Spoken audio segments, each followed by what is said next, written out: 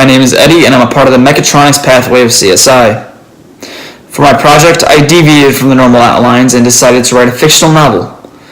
I can't delve too far into the novel's plot, but to summarize, It Desires is a fiction that takes place during the year 1899 on this continent I conceptualized called Winonia. There are 4 countries on this continent: Medu, Lowenthal, Stratus, and the Sea of Steel. And what makes each nation unique is that their governing body and ideologies differ.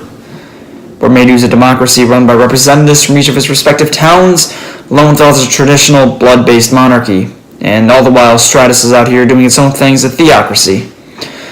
The major inciting action of this novel is that the moon is literally falling and threatening to destroy Lowenthal, and the proud people of that country won't have any of it, so they have to forcefully migrate down south to Medu.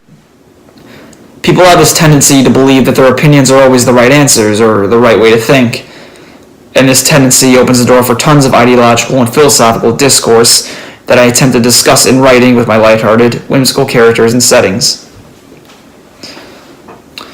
It isn't only external conflicts that I wrote about, though. The overall feeling I aim to elicit within my readers is a very intimate one. In this world where the moon is falling, there are 3 central characters the reader will follow, and each one is dealing with their very own set of personal issues. One spends the majority of the plot grieving after an unexpected death occurs in her life. Another grows apathetic over a lost lover, and the last is dealt a bad hand at birth and is ostracized by society for it. I believe I verbalize these very common and real issues in a realistic and relatable way, and I hope my readers will have an instance or two where they reread a line over and over again thinking, wow, that's a familiar feeling. To discuss the project process, when I started in May 2017, I didn't have any tried or true procedure to fall back on. I just scribbled whatever interesting thoughts I had in this little notebook, and then later I'd write them out in a Word document. Eventually those little thoughts culminated into chapters, and those chapters culminated into an overarching plot. Like with any skill, my capabilities as a writer grew the more I wrote, so once that first draft was settled, I stepped back and began revising each and every chapter in order to polish and refine it to my new expectations. What makes writing unique as an art form is that you can more or less continue refining over and over again, and it'll still never reach a perfect state.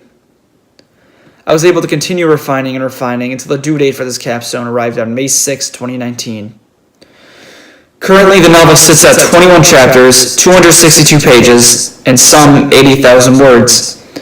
Hypothetically, my work isn't done, as if I had the time I could continue working on this novel forever. But in terms of capstone requirements, then this manuscript is my final product. Thank you for your time, and I urge you to rate this video with an open mind. Have a good one.